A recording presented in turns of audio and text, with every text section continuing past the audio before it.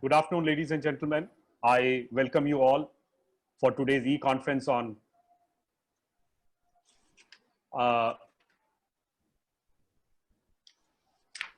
role of SMEs to make chemicals industry Atmanirbhar.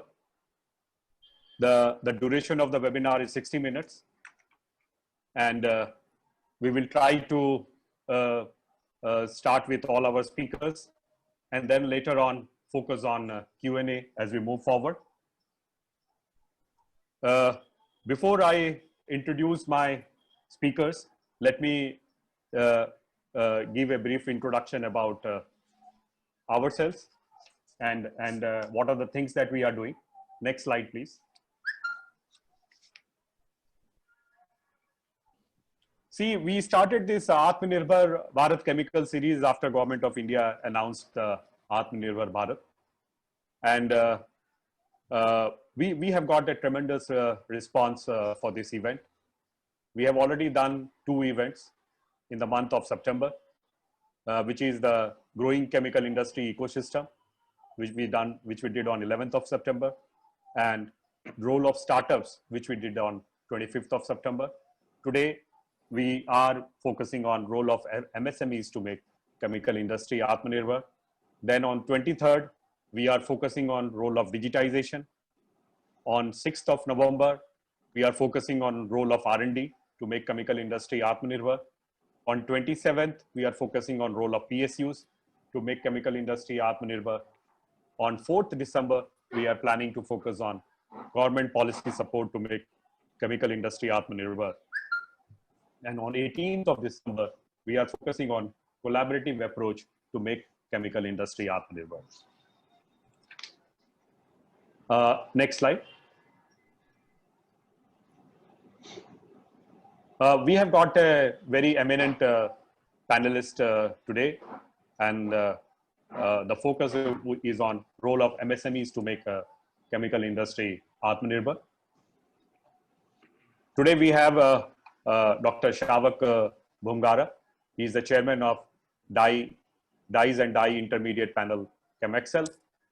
We have Deepak Balani, Director General AIPMA. We have Janak Mehta, President DMAI. We have Manish Shah, Chairman Chemicals Committee Trade Promotion Council of India. We have Parag Javeri, Managing Director Yasho Industries Limited. We have Ullas Nimkar, CMD Nimkar Tech. Mr. Kalyan Goswami, Director General Agrochem Federation of India. And myself, I am the moderator and the host for today's webinar. A brief about Indian chemical news. Apart from the 2 events that we did, we have also done 3 more webinars in the past. And in terms of speakers and delegates, we have done pretty well. We have got the who's who from the industry. And today also in the MSME sector, we have tried to get both from the industry association as well as from the MSME industry. About Indian chemical news, you would be aware we are sending newsletters to you on a daily basis and keeping you updated and about the new developments which are happening in the industry. This industry is moving at a very fast pace, and now India's hope resides on this industry in a very big way, because we are trying to replace China in some form or the other in, say, another 5 years time frame, and trying to be independent or Atmanirbhar. So this industry has to do a lot, and also needs a lot of support and help from the entire ecosystem. So we, in a small way, is trying to help this industry to move forward by providing knowledge, by providing news analysis, views, interviews, columns, which will help this industry to move forward. If you see our industry segments, we cover the entire industry segment. And in terms of the audience demography, if you see, we are more focused on India, US, Europe, but we also focus on Asia Pacific, Middle East, and others. And in terms of the segment, the entire industry segment that we are talking about, right from chemical to petrochemicals, we right from inorganic to organic, pharmaceutical, soaps. So almost everything we cover under ICN or Indian Chemical News. Next slide.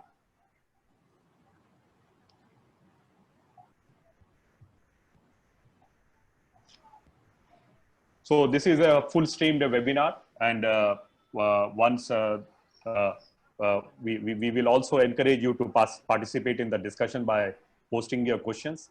You can post them at any point of time, but we will take it only after the panel discussion is over. Once the webinar comes to end, the very next day or the very next thing, what we do is we try to post it on our website, the complete recording of the webinar, so that people who wants to see it once again, or people who wants to refer it to their friends, they can go to our particular website web link and access it. Next slide. So these are our set of speakers. We have got two from the industry, one from the vendor side and one from the chemical industry side, Parag Zaveri and Ullas Nimkar Saab. Then we have the Dye Stuff Manufacturer Association represented by Janak Mehta Saab, Dr. Savak from the Dyes and Dye Intermediate Panel Chemexcel. We have Deepak Balani from All India Plastic Manufacturers Association, Kalyan Goswami from Agrochem Federation of India, and Manish Shahji from Trade Promotion Council of India, focusing more on the exports. The agenda for today's next slide.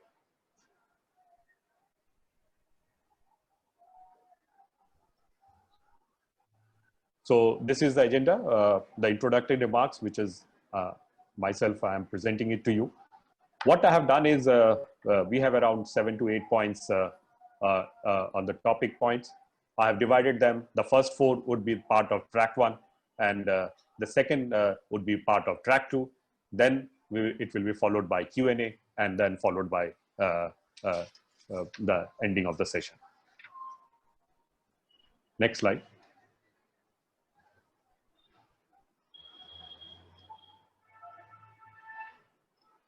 So if you see the key discussion points, we are trying to focus on improving infrastructure, securing bank loans, land availability, energy audit. So this would be part of track 1 that we are, track 1 of the panel discussion.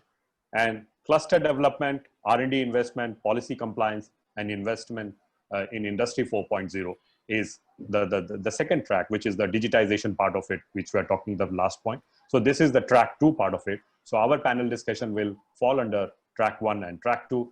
And for each track, all our speakers will get 3 to 4 points, and 3 to 4 minutes, and majority, and then we will open it up for Q&A and take as many questions as possible, so that we finish this session on time. So before wasting any time, let me just give 1 minute of an introductory remark. MSME is one sector which is very, very important, because if we are looking at $3 billion from chemical industry by 2025, then this has to play a very important role, as it has played a very important role in India's GDP for other sectors also. Not only from a growth perspective, but also from an employment perspective. If we see, this is a sector which is going to be help in getting more employments as we move forward directly, both directly as well as indirectly. And if you see even the Atmanirbhar Bharat package, more focus was towards MSME that the government did. So the potential for chemicals and petrochemical sector is huge, and MSMEs need to take advantage of the various reliefs and incentives provided under the Atmanirbhar Bharat package. So now we come to the panel discussion part, and I would request Dr. Shavak Bhumgara ji, Chairman, Dyes and Dye Intermediate Panel Chemexcel, if he can give his initial remarks. Good evening. We and myself and Janak Mehta have been together on the Dyestuff Manufacturers Association for a very long time. Janak Mehta has been a president for 5-6 years, more than that, and he has been very active association. He has in fact interacted with the government openly in many cases. So since we are representing the dye stuff industry and dye intermediate, so it was as a colorant industry, I would request Mr. Janak Mehta to give his opening remarks on the history of the dye stuff and dye intermediate industry, because he has been actively associated even at government levels for a long time. After Mr. Janak Mehta's remarks, I'm suggesting I take up my remarks. So I would like to give Janak the first chance. Okay, Janakji sir, if you can give your introductory remarks as suggested by Dr. Shavak Bhumgara ji, and then I will request Dr. Shavak to give his viewpoints. Yeah, what he said is correct, that for many years we have been colleagues, we have been working together, and I have always known him to be a fast bowler, bowling straight and fast.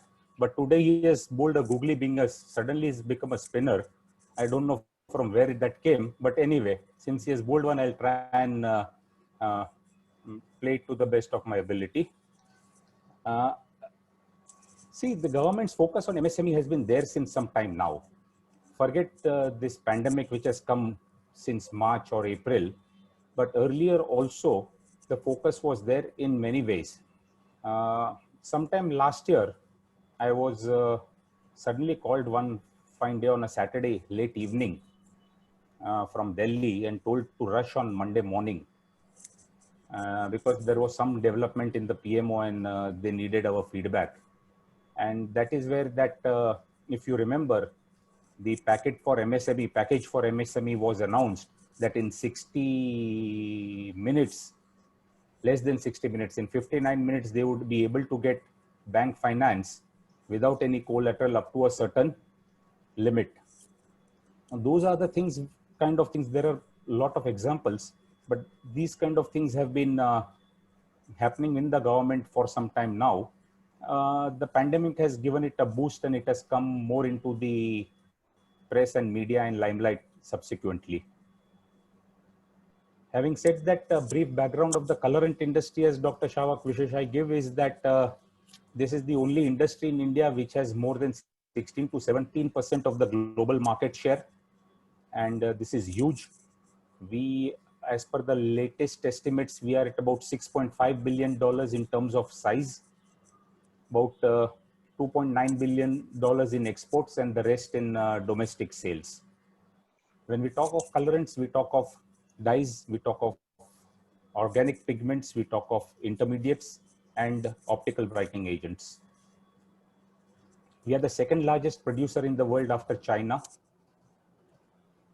And China has about, I believe, 29% of the global market share. And still, despite India and China being the leaders in production, the market share globally is still with the European multinationals. They still control more than 50% of the market. In terms of market share, they are way ahead.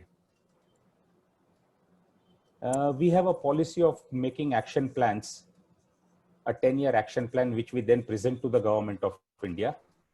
In that, we tell what the government needs to do for the industry, what the industry in turn will do for itself. And at the end of the 10-year, we set targets for ourselves, wherein we tell the government, if these are the things which are done, we will kind of reach a certain milestone in terms of our size, in terms of turnover, in terms of revenue, etc., etc. We started in 1991, and at that time, we were having just about 100 crores of exports. We had told the government that we'll reach a target of 2,000 crores, which more than 200 times of the existing one by the end of the decade. Nobody took it seriously, but by the end of 2000, we were 2,500 crores. Subsequently, we have been setting targets for ourselves. Government has been giving us what we require, but very slow. It's not been fast. And as they say, once I had read in a Singapore newspaper that in India, the business flourishes in spite of the government, not because of the government. In China, it's the other way around.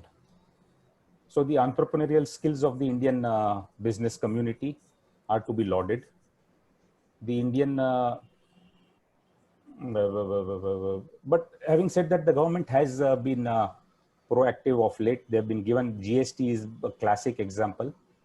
As you said, infrastructure and all will be coming to as we go along the way. There, a lot of things have been done. A lot still need to be done. And we have our own views and positions on cluster development, etc. So that as we go along, we'll inform you. But otherwise, as we said, this industry is having 16 to 17% of the global market share. That's the only industry in India which has this kind of global market share. And whenever there is anything as regards chemicals in general, spec chem in particular, and dyes and pigments, absolutely, we are always consulted. I was a part of the initial 12 people under the Planning Commission, which formed the chemical policy of India. And this has still not seen the light of day, unfortunately, but to that extent, we have been working in very closely with the government of India. Having said that, I now ask Shavak to fill in the blanks that I've left in my presentation. Thank you, Janak. Janak has given you an overview of what is required for the dyes industry. Let me talk in terms of specific 4 points. I shall talk of first point will be, I think, from the government help that we need. We need government help. Nobody can do it on their own. Is should I say regulation and definition? I shall take that 3 main points: regulation and definition of industry. Then I would like to say about the availability of key intermediates, raw materials, because on India, the building blocks, the roots of the tree, as so to say. And lastly, I would like to talk about the government incentives of package with correlated to cluster development, because cluster development is also important. It's part of a package. It's not just a little money given out, is not the only package. So I'll consider on 3 points, considering the time also that we have. So first we shall start with definition. The government recently defined that the small and medium industry a turnover as well as investment. And that is there. If you see the latest amendment, it has been gazetted. I think it's micro. We won't talk of micro because this industry needs at least small to medium level investment. And small is up to 25 crores, medium is up to 50 crores investment, and turnover is a turnover up to 250 crores for small is something less, etc. It's a good upscaling from what it was earlier. However, just see this. This is a very isolated definition by the Ministry of Industry. Fine, good. So you get a certificate saying a medium scale industry. Good. What value it has? Not much. Why? Because the Pollution Control Board, they don't follow the definition. That we don't care. You are not an MSc in mind. We follow our own definition about investment. Everything again. What are the investment by the medium scale count? Land is one plant and machinery, which will exclude land, building, goodwill, consultancy, overheads. Fine. But say the pollution control boards, they don't care for that. When they define it, they will say everything is investment. The typewriter you buy, a computer you buy, the telephone you buy, a chair or table is investment. We go by that criteria. Okay, so far so good. Then if you see incentives that are given by governments, Gujarat government, Maharashtra government, many other governments. I say Gujarat, Maharashtra because dyes industry is concentrated in this region. 90% plus would be there. Now, what is this thing? They go by what they call FCI, fixed capital investment. Land building, everything is considered. So the fact is, when you want to regulate an industry, when you want to give incentives to an industry, there has to be one definition of industry. Each department has own definition. Then what is the value of the MSc definition given by the Ministry of Industry? It is not much of Commerce Ministry. So one is this needs synchronization. That across the board, all regulatory authorities, this is what I mean by all regulatory authorities that come in contact with the MSCs, MSMEs, follow one definition, follow one set of rules, follow one set of guidelines. This is not so. It does definitely cause problems to the business. Second is, and this has been mentioned earlier, in the DMA largely discussed that raw materials are the building blocks of industry. Now, if we have suffered vis-a-vis China, not only in dye stuff, but all across the board, is because China has been very strong in the building blocks and we have been weak in the building blocks. I'll just come to typical case of concerns, dye stuff, maybe even the rubber industry. Aniline. Aniline has been always a chemical where we are running short. It's a basic building block. Today also there's going to be, they have started anti-dumping duty on investigation on aniline from China. What the result will be, we don't know, but again means price will go up as it comes in. Today aniline is in shortage because all the aniline is not going into the other industry except for making MDI, methyl diisocyanate, which is used for insulation. So we had HOC which closed down, and today we have only one industry making aniline, that is Gujarat Narmada Fertilizer and GNFC. Only one industry whose production capacity is minuscule compared to the bigger ones. So naturally we are 100% or 80-90% import dependent. This is one. I'll give you another thing, naphthalene. Again, a very important building block for our dye stuff industry. We hardly have any naphthalene. It comes from steel industry. We don't have much of steel. We don't have much of naphthalene. Uncertain situation. I'll give you another example. Sulfur also comes out from the petrochemical refining industries. When refining, it's a byproduct. Very important. It gives you chemicals like oleum and what all which are required. We are again insufficient in those stocks. We are insufficient. Price goes up crazily, goes up, goes down, and it affects us all. For example, due to sulfur, Reliance is double to triple the price of sulfur. And I think oleum or something which was 3 rupees 50 paise in February is about 10 rupees or 12 rupees today. Means this is going to be across the board. Everybody is going to get affected. So these building block concepts, I just mentioned 3. There may be so many more. I mentioned 3 because they're directly affecting our industry. Each one will have his own building block concept. But if you don't have these building blocks in your concept, if you're going to import everything from China or wherever, then the MSC cannot grow too much. For growth, we need our own building blocks, the own roots. Lastly, I talk of cluster development. Why I'm focusing on cluster development is because chemical industries per se are going to create pollution. At least the dye intermediate industries, we cannot avoid that. And pollution regulatory norms are strict. For many years, many people have managed, probably. But when you grow, so you double your capacity, you double your pollution. There's no question. You cannot manufacture without creating it. Now the question is to control it and make it in this thing. So why I talk of cluster, there should be a cluster relating to dyes and dye intermediates and such people. Because typically the kind of COD, BODs that come out, high COD, high TDS.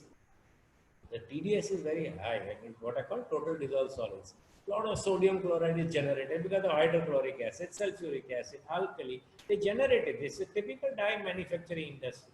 The question is the kind of conventional plants we put up, primary treatment, secondary treatment, they don't work. They don't really work for us. You would have to look at multiple effect evaporation, recycling the mother liquor and things like that. If you have a common industry park where everybody has a common standard effluent treatment plant, be a cluster where a common effluent treatment plant is made, but designed entirely differently. Designed for a high TDS, high COD load, and it can be recycled. It can be a zero discharge system. I am telling you, this may sound a little fanciful, but in Kirpur, where all the industries were closed, today 200 to 300 or 400 are working with common effluent treatment plants, which recycle everything and send it back. There are 18 or 20 recycled plants. One common effluent treatment plant catering to 25 industries. They are running, the plants are making a profit, the industry is making a profit. So I'm saying it can be done, it has been done. So this is also required from cluster development. And when it comes to the incentives I'm talking about, we need the government incentive to set up these plants, set up the cluster and finance it, if no very interest. Giving 2% interest subvention is fine, but it is pocket money. is not going to going to grow the industry to something very big. I'm telling you this point. The point is basic infrastructure is required in terms of a selective cluster which takes care of the needs of the chemical. So rather than make it long, these are three important points I brought about, which are today not given much thought. So we should and maybe represent to the government to take it further. I'll give the back to Praveen. Uh, Thank you, Dr. Shavak. I would request Parag Javeri ji, Managing Director, Yasho Industries, if he can throw light on the 4 points, the first 4 points that I talked about. Well, one need a better infrastructure, but along with infrastructure, the company must also invest heavily into the basic R&D, what they can do, and how they can produce or develop a new chemistry. When we are talking about intermediates, when we talk about import and Atmanirbhar, we must develop an intermediate which is used in a smaller quantity. And for that, we need to invest really into R&D activities. The company which invests into this segment can really come up and do the better in the coming days. We have a much better opportunity here because of new concept started by government.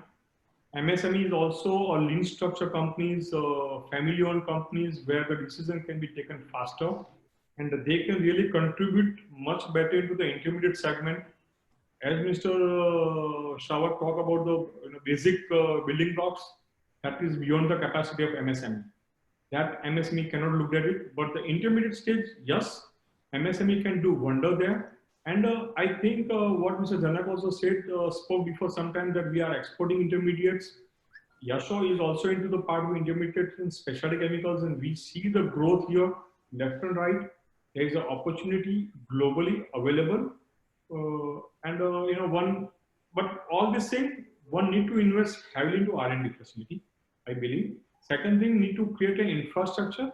Yes, we are dependent on government on largely, but we as a company also one has to invest in-house to have a better safety and a better stability and sustainability.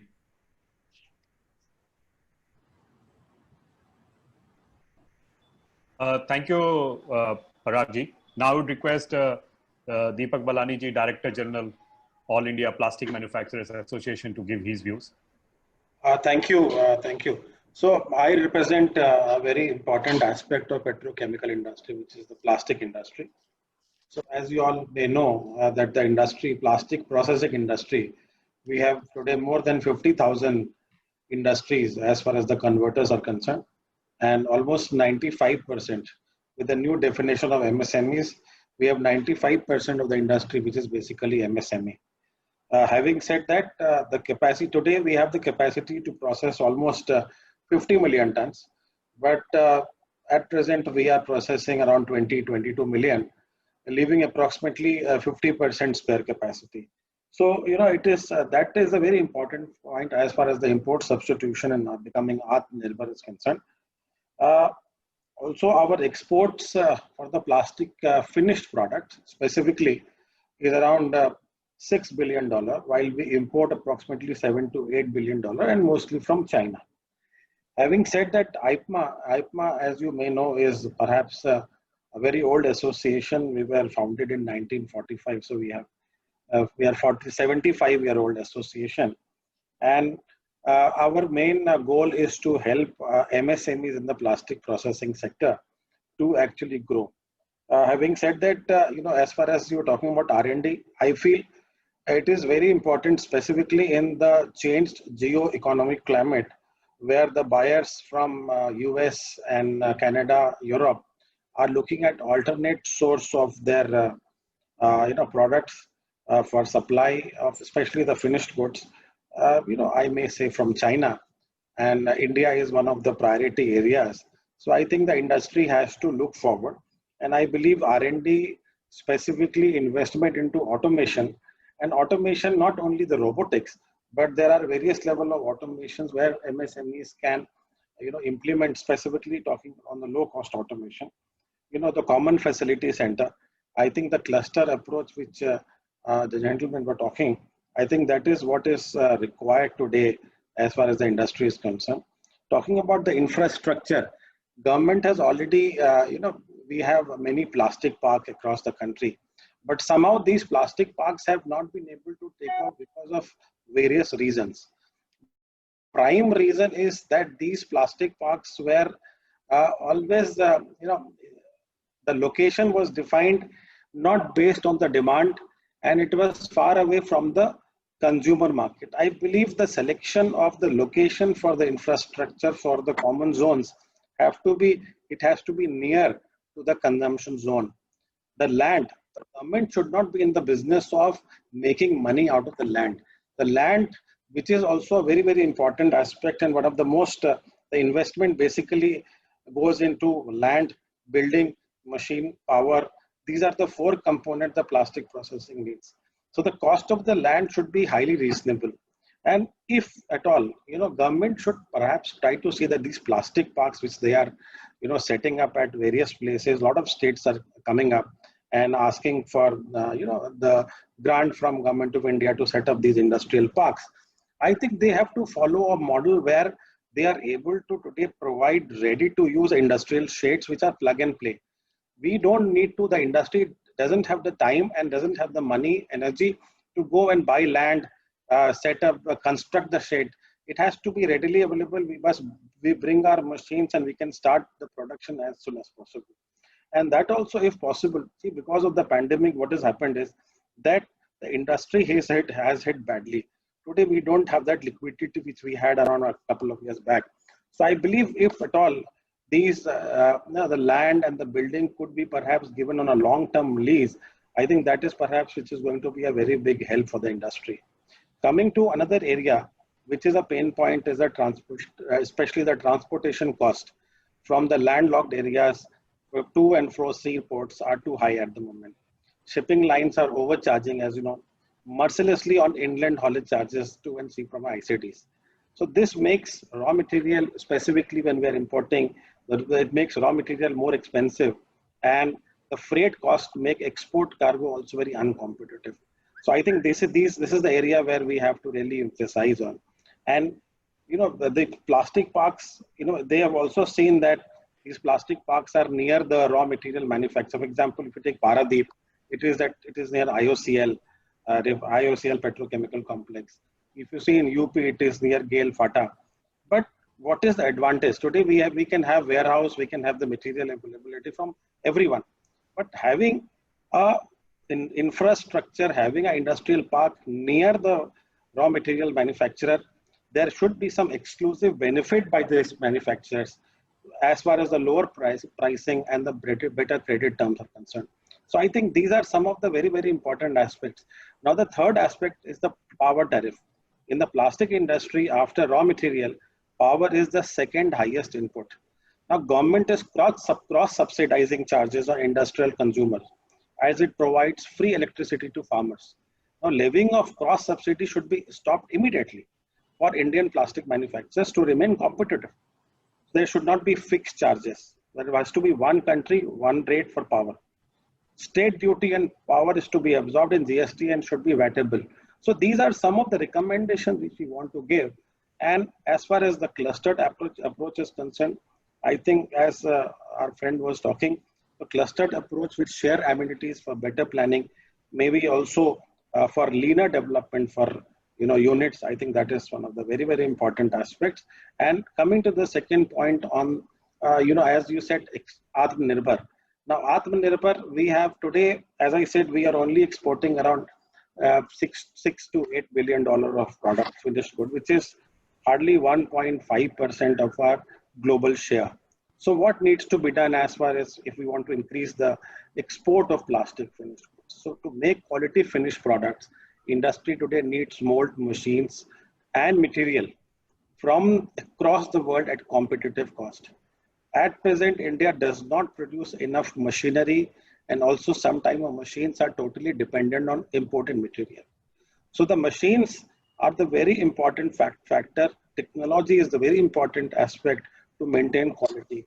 So the government should actually allow import without any restriction. So we are we should be allowed to import latest technology machines without any non-tariff barriers, without any anti-dumping duty.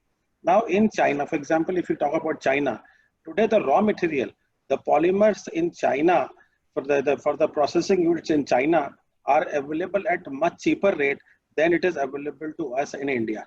So, but if we have to become globally competitive, we have to fight them. If we have to compete with China and other countries in global market, we want ready availability of all material or raw material at least the same price the Chinese people are getting. So these are some of the issues which needs to be emphasized if we really want to increase our export and also see that our global share increases. For example, many products today have multiple parts made of different materials. So we are using advanced license. So advanced license are being mostly used by the large exporters. Now, this process should be simplified for MSMEs so that even from buying from domestic traders we should be able to buy against this advanced license from even the distributors in India, even if it is of a smaller quantity. So I believe some of these aspects have to be really taken care by the government if we need to see the industry becoming Atmanirbhar. Beautifully put, Deepak Balani ji. Now I would request Kalyan Goswami, Director General, Agrochem Federation of India, to give his viewpoints. Praveen ji, thanks a lot. In fact, I have missed the last meeting. So this is my first meeting. So let me speak in a different way. The recent clarion call given by our beloved Prime Minister is being welcomed by everyone, cutting different thought process or political party line. We all are, excited, and we have wholeheartedly supporting the good intention of our Honorable Prime Minister to make India self-reliant. While my talk would be mainly on the agrochemical segment, in general, let me say, being self-reliant to create jobs and generate income in a self-sustaining process. But there's a different thinking too. You all know that government previously attempted to boost domestic manufacturing with the Make in India plan, but that was not successful due to higher production cost, low domestic demand, and reduced, export opportunities. Let me come to the agrochemical segment. The Atmanirbhar Bharat mission is making its next big move with a focus on self-reliant agrochemical sector. We need to have whole new gambit of reforms for the sector.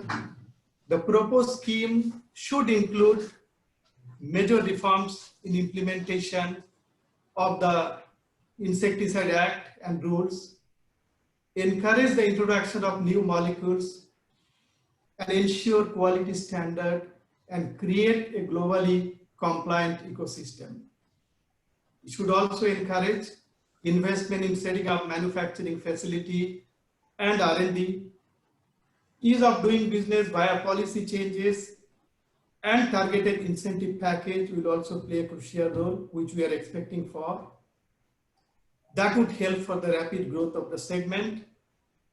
The Indian agrochemical industry has the potential to double in 5 years, and export will be the key growth driver along with significant domestic market growth.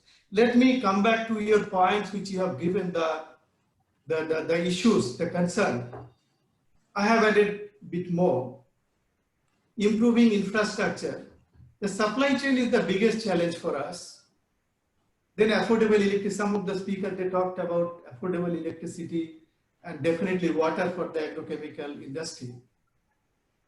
Getting bank loans, I think it's a challenge. It's still a challenge for the SME segment. And land availability or cluster development or special economic zone, SEZ. How government is planning for that? We are advocating to government to do something in that regards. And then let us come to research and development. what type of, like support the government is going to give to our industry. We still don't know, but we are expecting something. And policy compliance, making the law bit flexible, and like definitely we should mention about the bureaucratic lethargy and the government system. See, interestingly, what is happening, one side the Atmanirbhar is there, another side, like every now and then, almost every week, like we get different notice, different guidelines. Some of them are really illogical. Then we have to spend most of our time to resolve that, or we are into firefighting. So, like the larger organizations, see, all our members are, like big organizations. We don't have much problem. Dr. Kalyanji, just a minute. I think Janak Mehta Saab and Shabak Bhumgra has to leave for an AGM. So Sure, I will sure. just have their last voice and then come Sure. back to you. Sure, definitely. No issues. No issues. Because they have an AGM today. So Yeah, they I have asked. understand. They told in the beginning. No Yeah, problem. yeah. So Janakji, sir, your last view, you talked about what industry help you need, but so your last view on how MSMEs can come together and or the other industry associations can come together and say, this is what we want. I think MSME will become Atmanirbhar, and so will the chemical industry. So your last views from both Janakji as well as Savakji before you leave, sir. And then I will come back to Dr. Kalyan Goswami once again.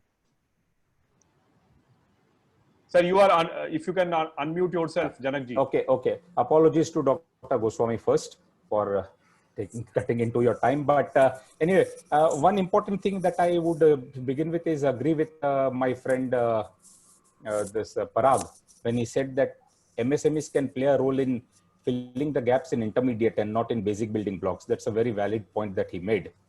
And actually, as far as my sector is concerned, a lot of the intermediates that we don't have today, on which we are totally dependent on China, were till the year 1995 to 2000 being made in India on a very regular basis. At that point in time, for most of these intermediates, India was truly Atmanirbhar. Somewhere down the line, in the last 20 years, we have lost out due to 2 or 3 reasons. One is, of course, being the government policy. The other is, in some cases, economy of scale. And in government policy, one is the cost of availability of products has been quite high due to a lot of factors enumerated by the earlier speakers. And also extremely stringent, not only the norms, because I've been writing letters to the Central Pollution Control Board to give me a proper EIA study, which they have promised to give me, on the basis of which they've set 250. But in private, they've told me there's no such study. It's on just whims and fancies of some individuals that they've put this 250. I have it in writing from them that they will give me that. This last 2 years I've been following up, they have not been giving it to me. Okay. So I said, do a proper EIA wherever there's. Also, India is a huge country. There are different geographies, there are different locations.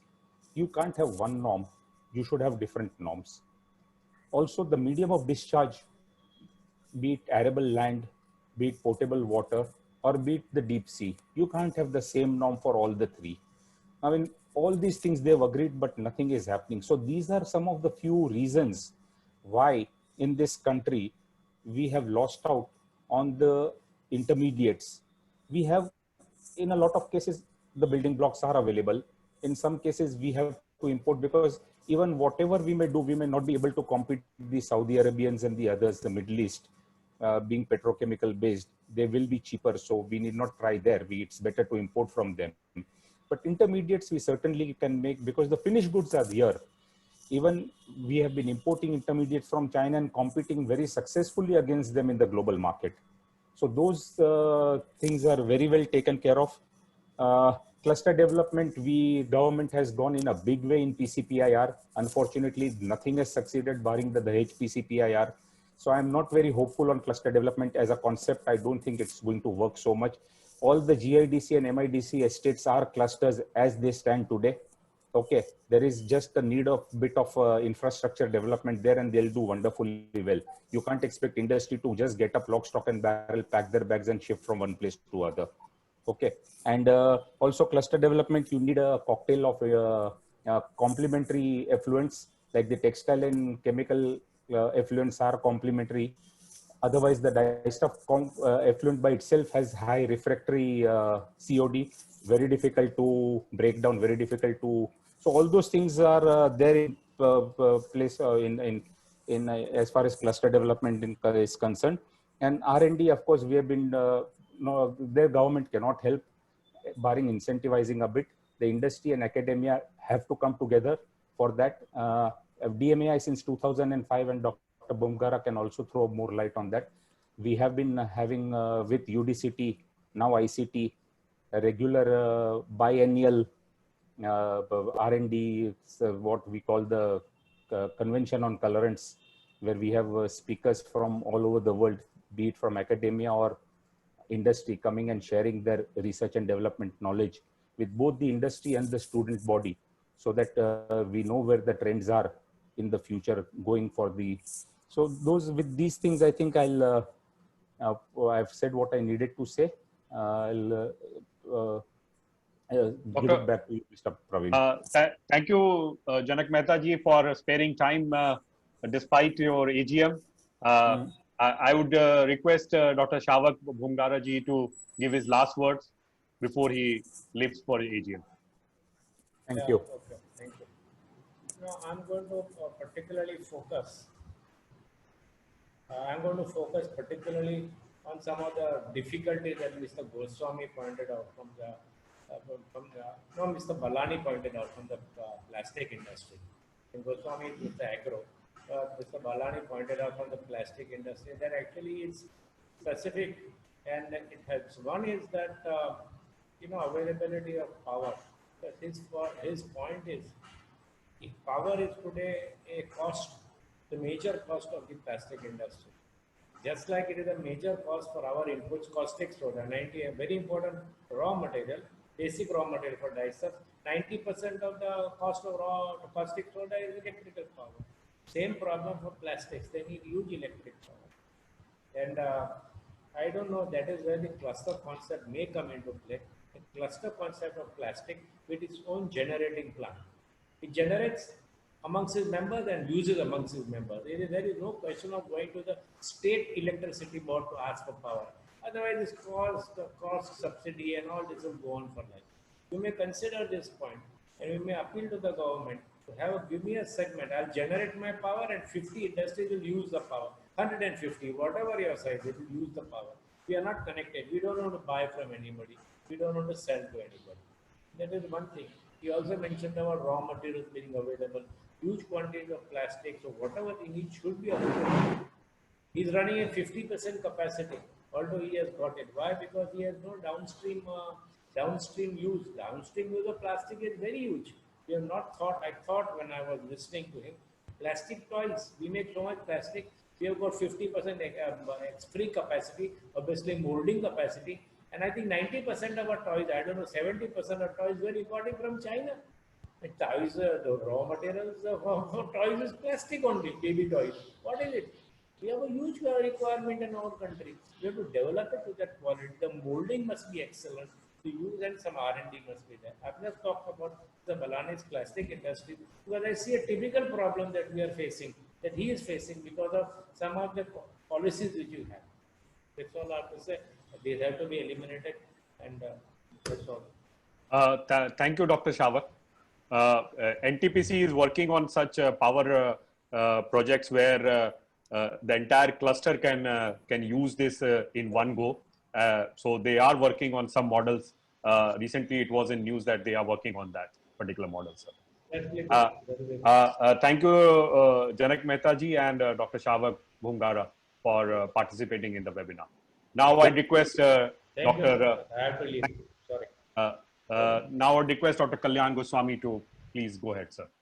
Sure, thanks a lot. Thanks a lot, Praveen. What I was saying that, like our biggest challenge has become the policy issues, every now and then, we are getting notification and new guidelines, and most of them are not logical, and that has become a big hindrance for the industry. That's number one. As because most of our time we're spending in firefighting and sorting out the issues and working for the policy intervention. So that is there with the larger organization. So you can think of the situation of the MSME. Secondly, due to the I don't know whether I should say lucid or I should say the casual approach of the state or the government officials. There's so much of counterfeit and spurious products in the marketplace, and day by day the agrochemical market is becoming more and more unorganized instead of being organized. So that's another thing. Secondly, you might be knowing about the pesticide management bill. There are a number of clauses that their government they are not in a position to keep their house in the order. They don't have quality testing lab, but they are trying to put stringent clauses here and there. So we are fighting with the policy. At this point of time, we feel that it's the only barrier. The policy is the only barrier at this point of time. But definitely the other issues, like I told you, that the getting bank loan or the cluster development or support in the R&D, those are also crucial factors. But I'm sure that government would do something in that direction soon. Thank you, Dr. Kalyan Goswami. I would request Manish Shah, Chairman, Chemical Committee, Trade Promotion Council of India, to give his viewpoints. Good afternoon, respected speakers. First of all, would like to know, throw some lights of MSMEs. The basic is the role of MSMEs to make chemical industries Atmanirbhar. So MSMEs can be the backbone for the existing and future high growth business with both domestic and foreign companies investing in MSMEs. I think the new wave of MSMEs should enable the development of a business ecosystem that enable to and continuously support business that are gearing to deliver the right product, the right quality, the right solution, and the right service as a competitive price, both in domestic and international markets. Currently, India's chemical sector is regarded as a diversified industry, showering out over 80,000 approximate 80,000 commercial products total. The sector dominated mainly by MSMEs contributes about 10.5% to India's foreign trade and is an employment generator for millions. The sector needs to take up new challenges, set higher goals, and aspire for extraordinary results. India become the top exporters of products from this sector, and I think China slowly and steadily making an exit due to environmental concerns. Being a dominant global dye supplier, particularly I am in field of colorants like textile dyestuffs, dye intermediates, food colors, natural colors, then some fragrance, some flavors. We are in this field manufacturing of since last 30 years. So being a dominant global supplier, the country accounts for approximately 16% of the world production of dyestuffs and dye intermediates. In the year 2018 and 19, total production of major chemicals and petrochemicals stood at 27,847 metric tons, a growth of like 4.15% overall in 2017 and 18. Indian chemical industries constitute 20 to 30% of MSMEs. The Indian chemical industries is projected to reach US dollar 304 billions by, I think, 2025. Indian ranks 14th in export and 8th in imports of chemicals globally. It is excluding pharma sector. Demand of chemicals products is expected to grow approximately 9% per annum over the next 5 years. Indian chemical industries employs more than 2 million people. Now let's talk about some infrastructure. Our government improve infrastructure. I think there is an urgent need to build better infrastructure and provide adequate power, water to support industrial growth of chemicals. Infrastructure is inadequate with respect to safe transportation of products as well as proper good storage and exports, or significant investment are needs like roads, railways, waterways, ports, warehouses. It is like if development is there, then it should be to support the overall industrial growth in India. Various levers could be explored to provide adequate infrastructure to the chemical industries.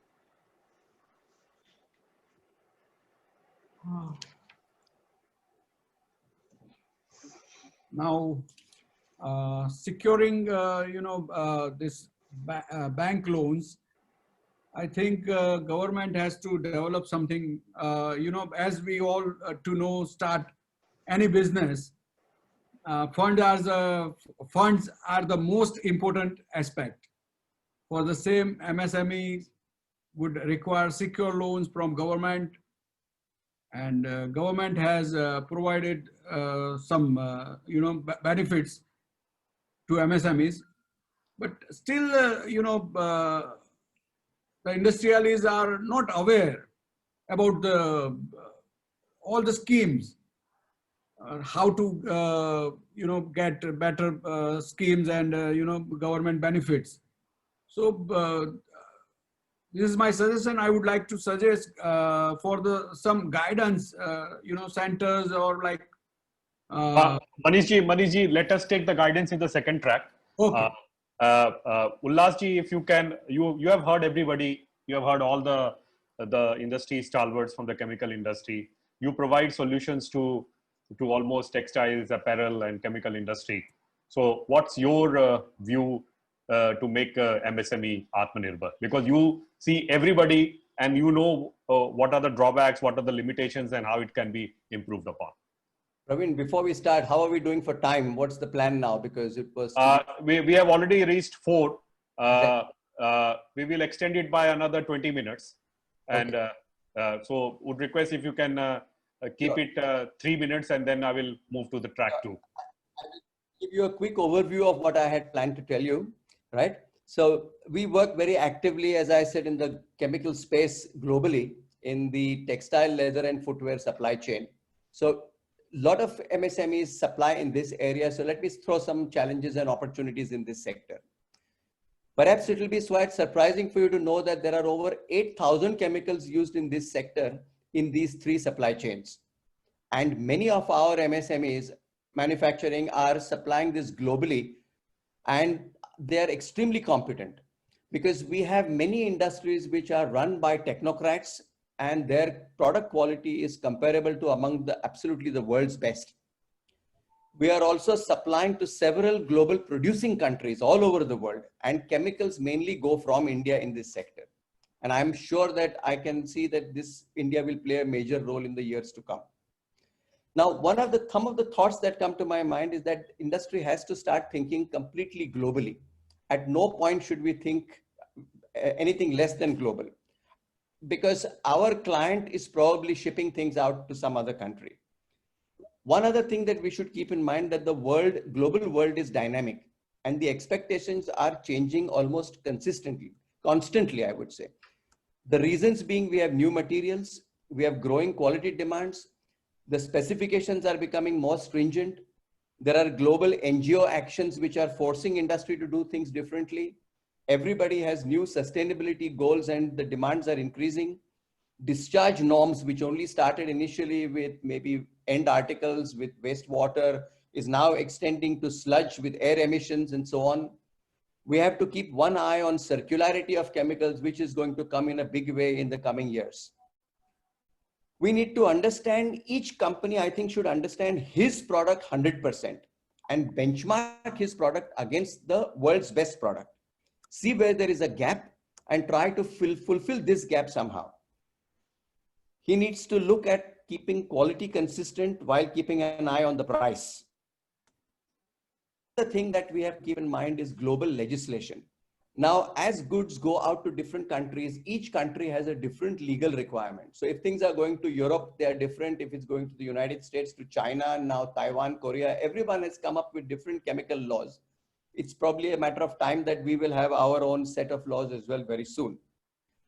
Within a country, there are different requirements. For example, if things are being shipped out to the United States, there are different laws of goods that are going to Connecticut, Maine, and to California because the legislations are different. So our companies today have to keep this in mind, knowing their customer, where it is going. So I would think here that just like banks do their KYC, I think our companies need to do a KYC and a KYS. Let me explain what I mean by this. KYC is that you need to understand your customer. What exactly is he using your chemical for? Because your chemical may be suitable for one end article, but not suitable for another end articles. This is very, very crucial. Similarly, you need to know your supplier. Your supplier has adequate knowledge, the adequate capability of producing to your requirements. So I think both these, knowing your customer and supplier, is very important. At the end, it's a full supply chain that has to collaborate. And I think the world is moving towards collaboration. This is certainly the way forward. And sustainability is going to be the most driving criteria. Globally, there have been initiatives to form forums where companies have come together. Perhaps this is a time wherein maybe even the Indian Chemical News can maybe initiate such a forum, which is, has been done in Europe about a few years ago. Perhaps this will help the industry at large. So I think we need to help MSMEs, help India to become Atmanirbhar. So ICN or Indian Chemical News has not left any stakeholder in the chemical industry. We have taken academia also, we are taking MSME also, and we are taking everybody who is part of this ecosystem and trying to see how we can mend ways, come together, come with a common policy so that there is no problem, and policymakers have no what we can say, no way of saying no, we can't do it because the other side is talking about something different. So if we all of us converge, and I think we will win the race and definitely help everybody grow Atmanirbhar. Coming to the second track, where we had 4 energy audit, cluster development, investment in R&D, policy compliance, and investment in Industry 4.0. and also the way forward. Like, see, we are asking a lot from the government. What is it that we can do together? Because if there are a lot of problems, if we come together, a lot of problems will be over. So I would request if Parag Javeri ji speaks first, and then other speakers will join. If you can unmute yourself, Parag Javeri. Yeah, as we talk about it, one must invest heavily into R&D to understand the new laws coming in the way. See, the Europe and the USA is already restricting a lot of substances, the impurity profiles. So the company must create a system in-house to overcome all the issues. If you do not have understanding of your product vis-a-vis the global leading quality, then we will be in trouble. So the foremost thing is for the MSME company to invest into R&D and then take it forward. I think that's the best way to take it. Otherwise, we cannot become Atmanirbhar and we cannot export more and more quantity. The rules are getting stringent globally. The chemicals are per se considered as a toxic, hazardous, but everything is not toxic and everything is not hazardous. As we consume chemical day in and day out, in terms of a pharmaceutical, in terms of food, or in terms of whatever it is, we are consuming this. So my request to all my fellow friends that invest into the R&D facility, invest into the quality control and quality assurance, which will make you strong and capable and enabled for the long term. With respect to R&D, do you feel R&D institutions are enough, or we have to set up our own? Because if we start caring and sharing, I think the cost of production or the cost of R&D will come down. So what is your views on that? I think you cannot depend on the outside. You need to create in-house small hub of a knowledge hub where you can resource the pool. Otherwise, you cannot depend on your problem to the outside institute who can help you. No, you need to create your own here. So thank you, sir. Deepak Balani ji, if you can talk about what should be the way forward and the points that I have highlighted. Yeah, thank you. Thank you. So as far as the cluster is concerned, as I said earlier, readily available industrial shed on a reasonable lease rent closer to major cities, that is consumption centers. There are two specific points which I want to make as far as the cluster is concerned. There are various government lands and which have not been used for, the purpose it was acquired for. So maybe if it is more than 10 years and the government land is kept and unused, it should be given to MSMEs perhaps at a very affordable price. So MSMEs can, acquire that at a very reasonable price. And as I said, in the cluster, I think it should be, the infrastructure should be for the industry near to the social infrastructure base with all kinds of facilities, place for the workers to stay, availability of worker. I think somehow in our country, we have been talking about cluster for quite a long time. I think it is not, we are basically trying to target the land part, yes, which is very, very important, the common facility. But we also need to have a program where there are backward and the forward linkages at the same path. So for example, if for the plastic industry, if we have all the backward linkages and the forward linkages, supply of the raw material and also the warehousing, the recycling facility, if everything comes together, and perhaps there could be sharing of certain production machines, there could be common facility centers could have some common machines where the common processing could take place. I think the cost of production will go down. I think with a joint effort, the production becomes very, very competitive for the MSMEs. On the energy audit, I think this is also something which you had mentioned in your agenda, and I believe nobody has really spoke about it. So energy audit is something which is very, very important for the plastic industry. Energy, as I said, power is perhaps one of the top 3 inputs as far as the cost is concerned. And we see a lot of MSMEs and companies claim to have various measures in energy audit. But let me tell you, most efforts are very knee-jerk reaction to normally very circumstantial compulsion without any significant impact on long-term consumption.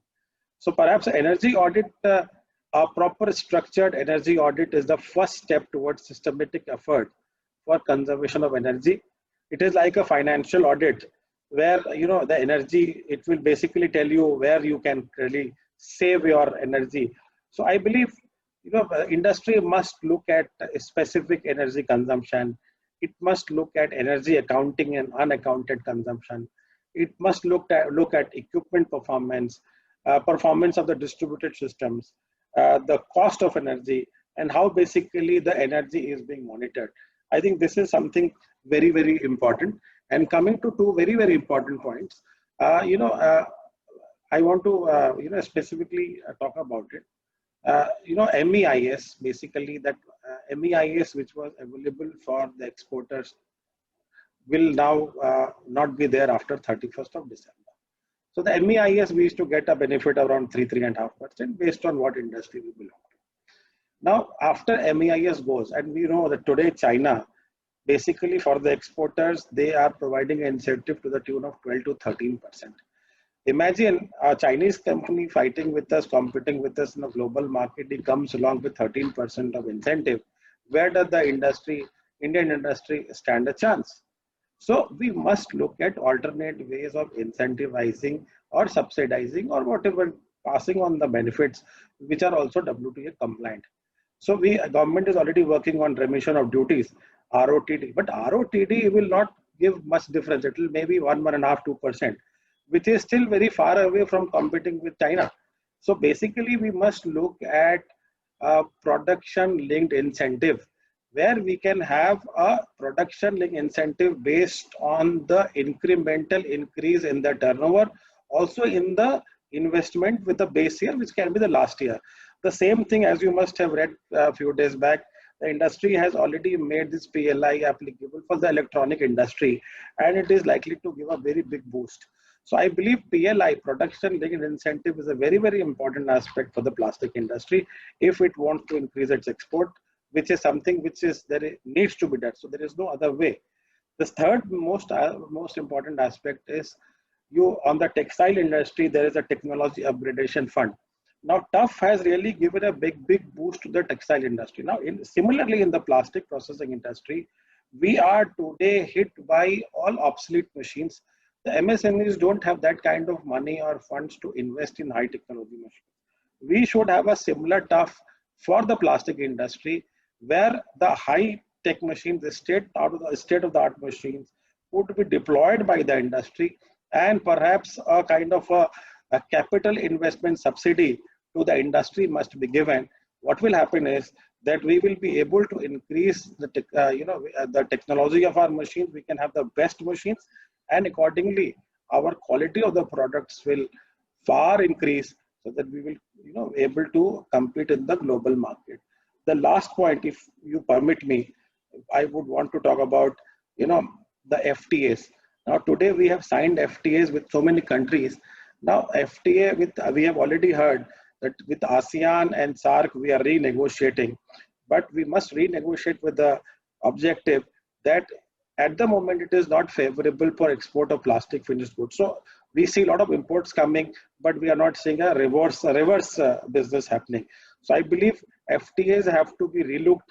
All FTAs have to be relooked and has to be made balanced, so that we are able to export to these countries at a highly competitive rates.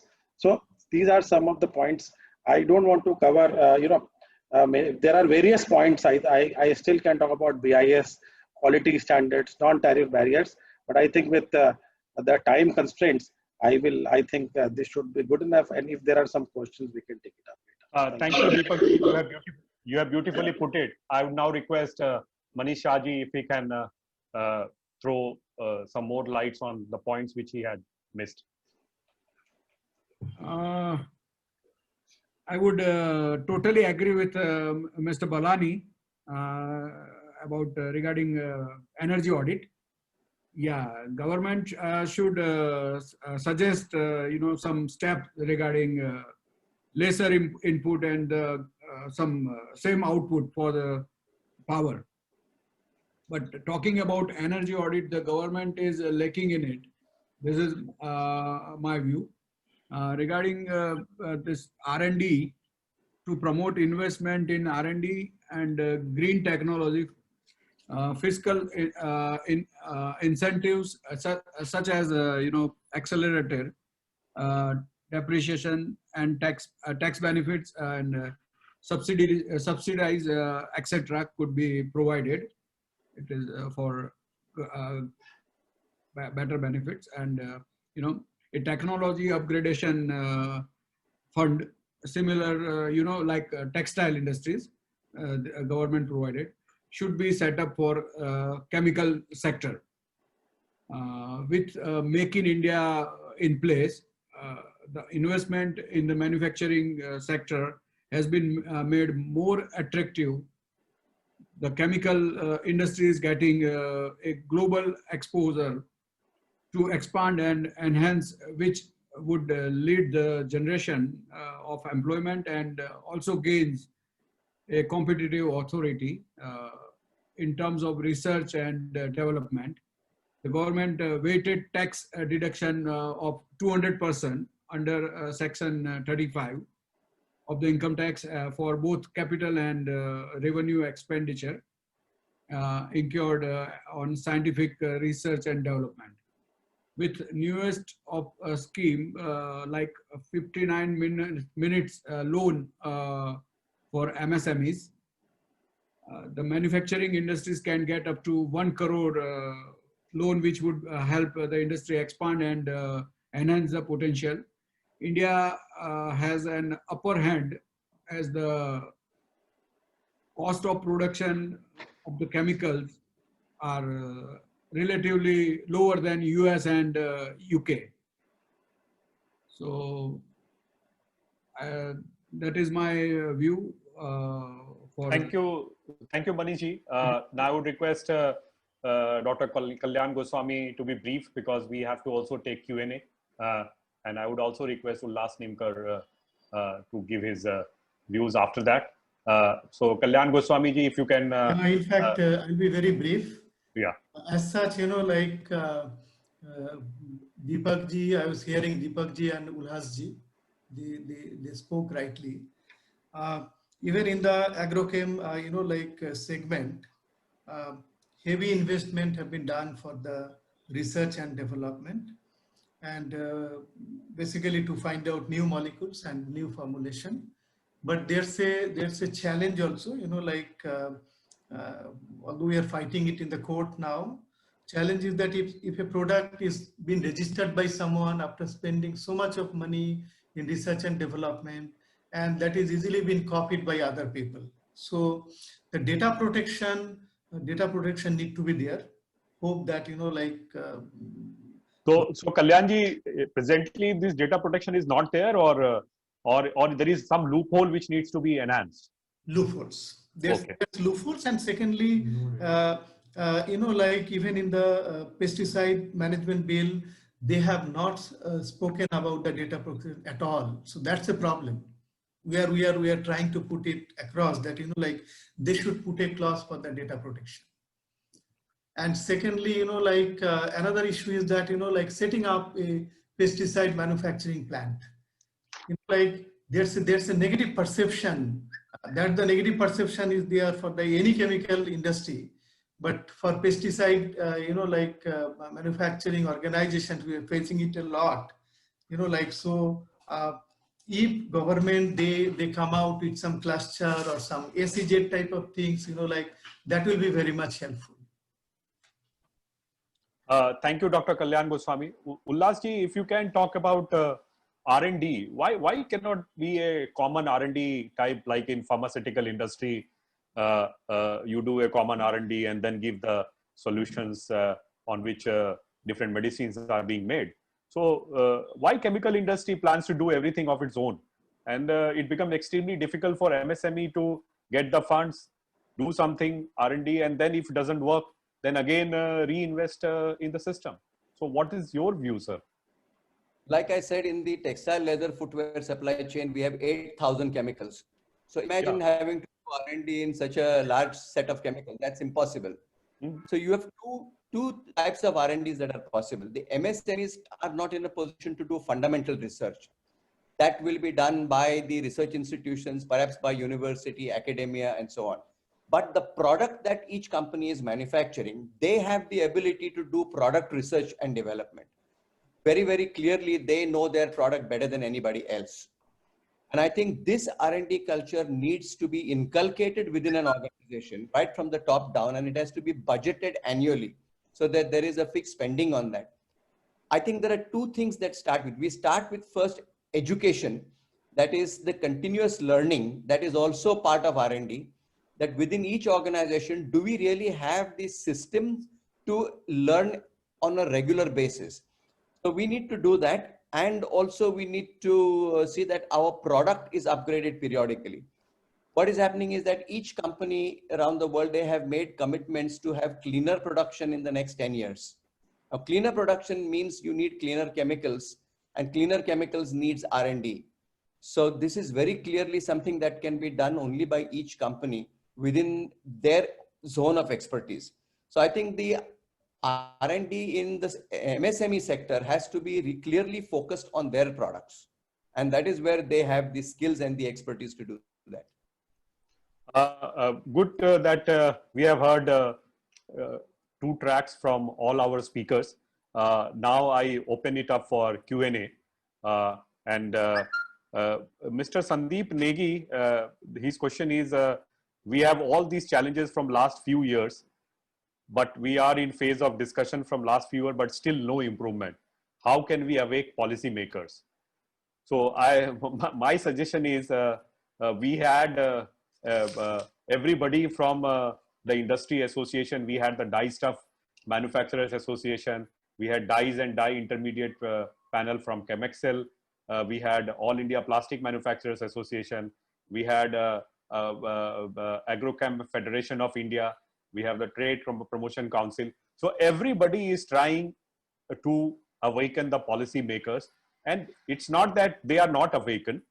Things are moving, and now with what we can say, defocus on China and focus on India, we are definitely seeing a ray of light, a ray of hope through the Atmanirbhar Bharat series, and things are moving. So a brief from Dr. Kalyanji and Deepak Balani ji, if you can talk about briefly.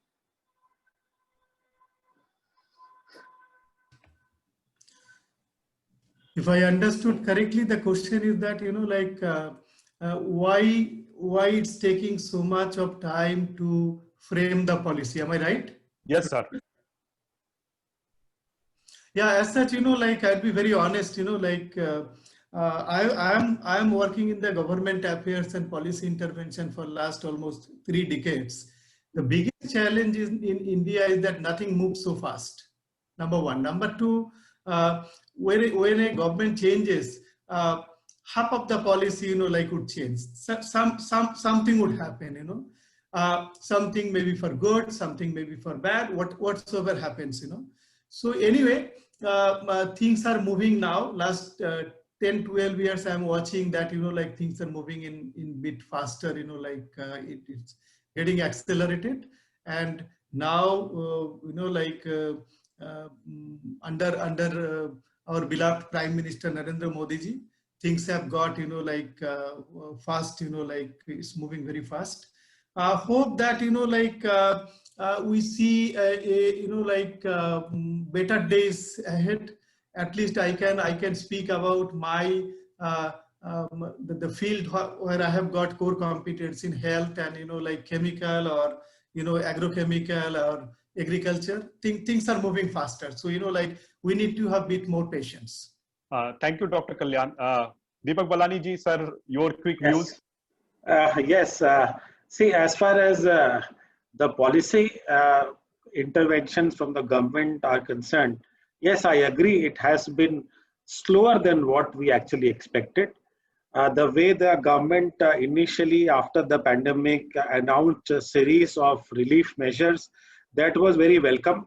But somehow the implementation, I believe, to put their house on order, specifically if you talk about finances, financial relief through banks, I think although the government was very forthcoming, but by the time the banks were geared up to provide those relief measures, it definitely took some time.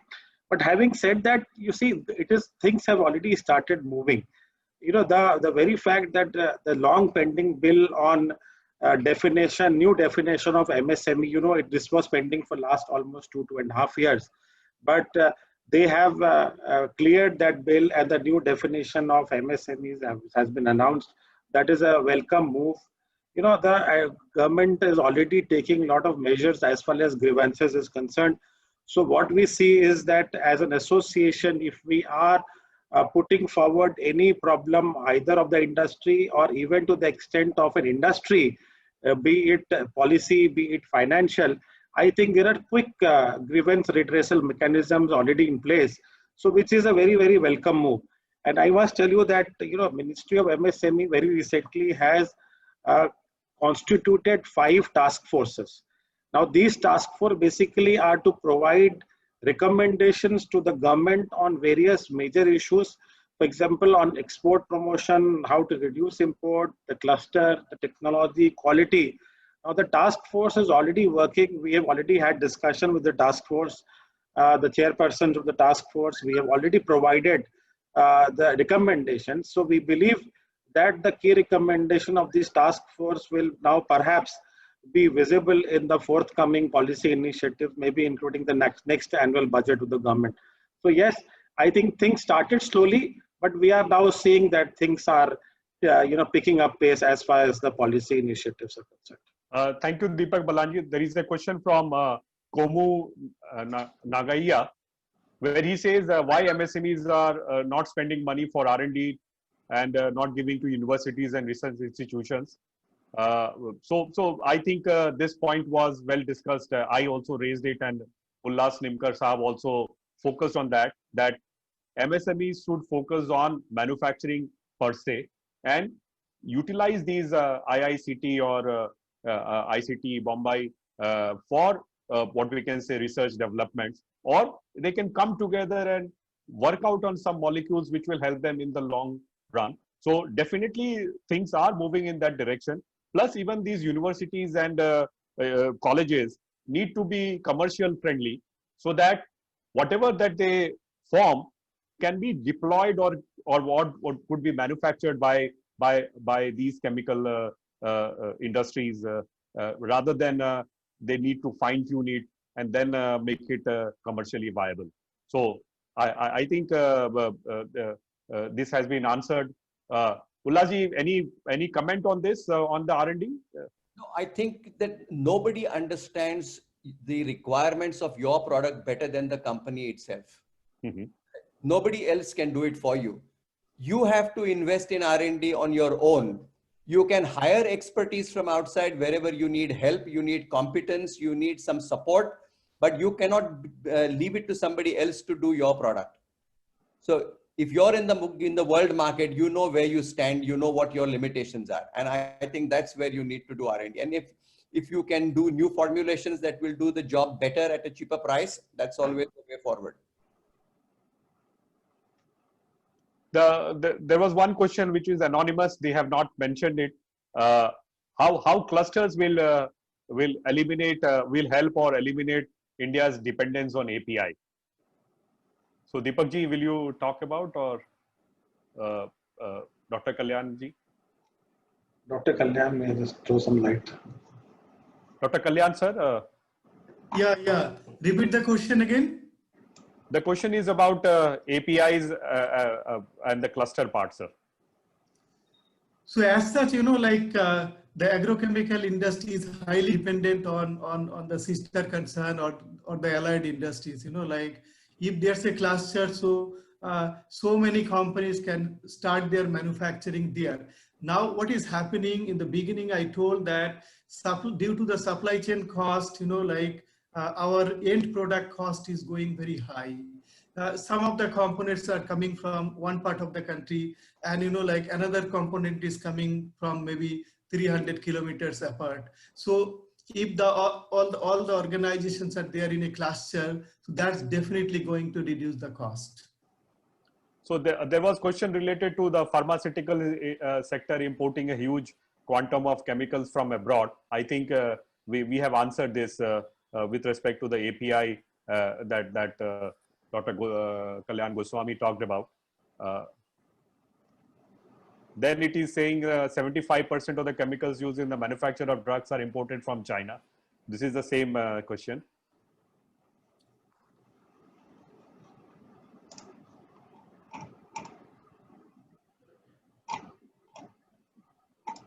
Then there is a question with respect to patent part, sir. How is the patent regime, Ullasji? Is there a lot of fight on IPR and patents, or there are not too many patents coming from India? I think I'm not the right person to answer this question, really. So perhaps we can, if anyone of the other Deepak ji or Dr. Kalyanji, if I think a difficult thing to say that patent, specifically the plastic industry, I don't think there are too many patents coming up. One is that we are processors, we are converters basically. And I believe this question could perhaps be more relevant for the pharmaceutical industry if someone can really, but for the plastic converters, I think we don't see too many patents coming up. I think you could perhaps take this question offline with some of the pharma experts and reply to him offline. Yeah. There is a question. I think, like Praveen, I think it's more relevant. The patent is more relevant for the pharmaceutical products than for the like agrochemical and other chemicals. There is a question like nowadays small scale industries didn't get the government schemes and benefits, and some of the people eventually closed the organization permanently. So how to rectify the issues? For people who have already closed, I think we can't do much. But for people who are already there, I think the Atmanirbhar Bharat Chemical Series or the announcement of 20 lakh crores that the government has done will definitely help. Plus, all the industry bodies are working to it to see that MSME sector can get a good growth. And we also have heard from all our industry spokesperson that this government is at least working on something good and bringing everything on track.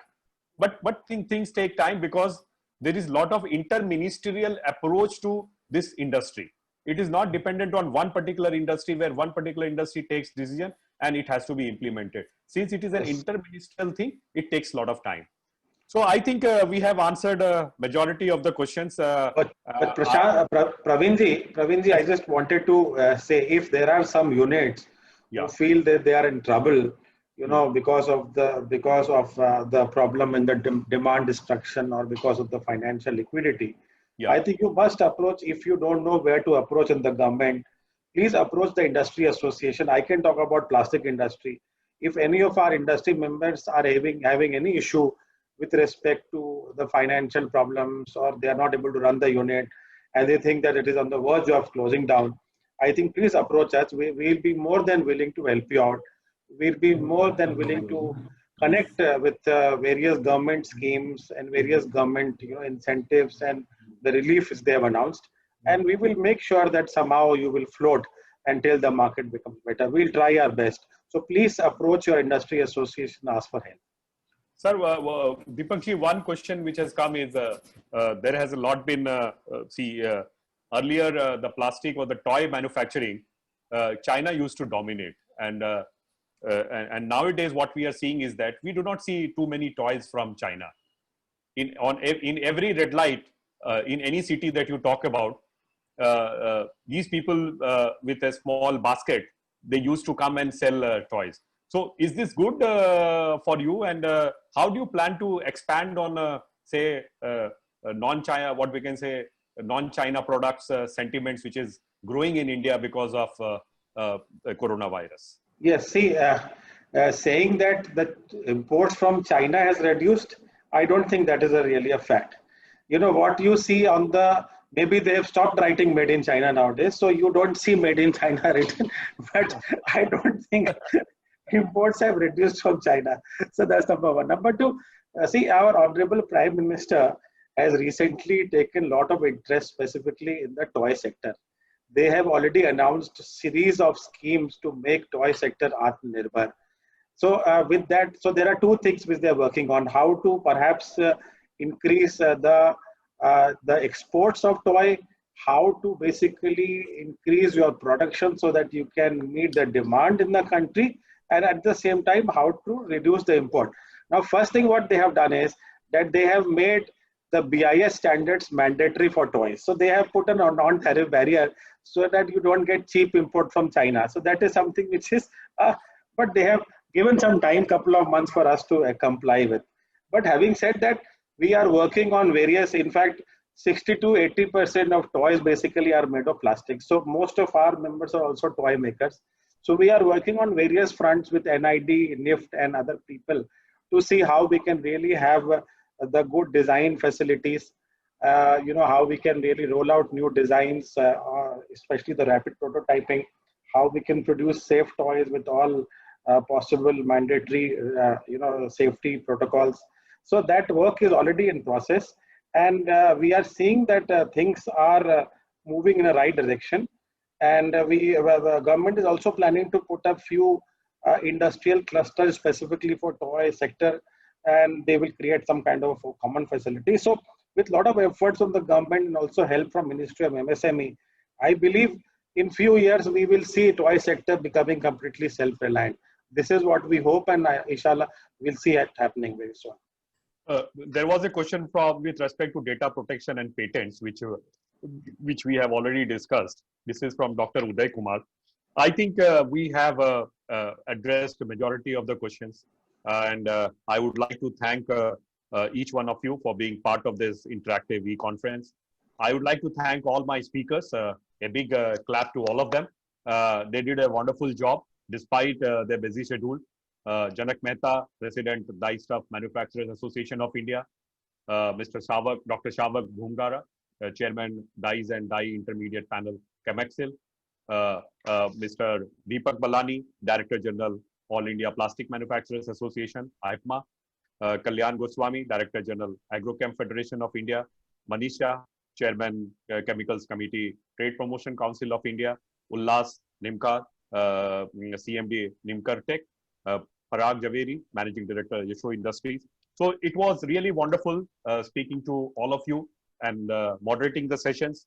I would like to thank all of you from the bottom of my heart. The ICN team would like to thank you. We still have 5 more webinars to go. We have the next one is on 23rd of October, where we are focusing on digitization. And digitization is one thing which is very close to our heart, because we have been writing on digitization through our another portal called Digi Analysis in a big way. And this particular portal focuses on digital transformation in a very, very big way. And this is the only portal, sir, in India as well as globally, which focuses on digital transformation. There is no other portal which focuses on digital transformation. So this is very close to our heart. Today, all our speakers also talked about R&D. And if we want to become Atmanirbhar, as Ullas ji talked about, because you understand your requirement very well. And if you understand your requirement, either you give your whatever problems that you have, whether you do it of your own, or you give it to a third party or to an educational institution. It depends on you. It depends on how things can work out. Somebody said that in China or in US, what they do was they start giving funds to the R&D institutions or government institutions. And they said that, please go to the industry and have funds. What happened was they were able to generate so much funds that they started giving back to the government. So the same thing should also apply here, that IIT and IIMs should go to the industry and start talking about what is their problem. And I think when academia and industry comes together, I think our cost of production will further come down. So that's That session is on 6th of November. Then we have on 26th, 27th of November, a role of PSUs. We saw for the first time calcium carbonate being done by one of the Gujarat chemical industry recently by Mandavia ji, yesterday only. Then we have the government policy. I think it will definitely go a long way. As Deepak Balani ji and others talked about the PLI scheme. Government has already given PLI to the electronics sector, and even Mandavia ji in recent FICCI conference talked about coming out with the PLI policy very soon. I think this will definitely help us move fast forward and also meet our export obligation that we do have. And last, which is on 18th of December, we have having a collaborative approach to make chemical industry Atmanirbhar. So many thanks to all of you. Please feel free to contribute to Indian Chemical News through editorial, through press releases, through features, through columns, through interviews. We are pretty young. We are trying to diversify ourselves and help you one another so that we can also come to the level and move to make this industry achieve the $300 billion mark that we are talking about. Thank you once again, and thank you everybody. Bye.